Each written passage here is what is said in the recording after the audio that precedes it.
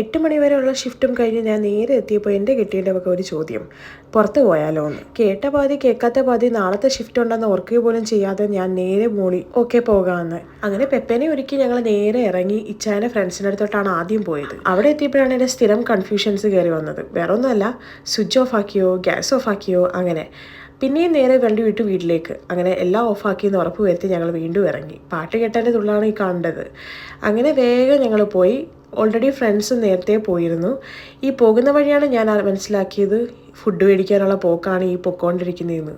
ഏകദേശം 30-38 മിനിറ്റോളം യാത്ര ചെയ്ത് ഞങ്ങളങ്ങനെ റാംസ്ഗേറ്റിലെത്തി. ഞങ്ങൾ ഈ ഡോവറിൽ കിടക്കുന്നത് കൊണ്ട് അത്യാവശ്യം കേരള ഫുഡൊന്നും കിട്ടാത്തത് കൊണ്ട് തന്നെ കിട്ടുന്ന സ്ഥലത്ത് പോയി തപ്പിപ്പിടിച്ച് കഴിക്കലാണ് ഇപ്പോഴത്തെ മെയിൻ പരിപാടി. അങ്ങനെ നീണ്ട കാത്തിരിപ്പിനൊടുവിൽ ഫുഡും കിട്ടി നേരെ വീട്ടിലോട്ട് വെച്ച് പിടിക്കുകയാണ്. ഫ്രണ്ടിൻ്റെ വീട്ടിൽ വന്നു, അവിടെ ഇരുന്ന് ഫുഡും കഴിച്ചു, അത്യാവശ്യം കഥകളും പറഞ്ഞ് ഞങ്ങൾ നേരെ വീട്ടിലോട്ട് വിട്ടു. ഇപ്പം തന്നെ ഏകദേശം 1:30-2 മണിയോളം ആയിട്ടോ. അപ്പോൾ ഇന്നത്തെ വീഡിയോ ഇത്രയേ ഉള്ളൂ. Thanks for watching. Bye, see U.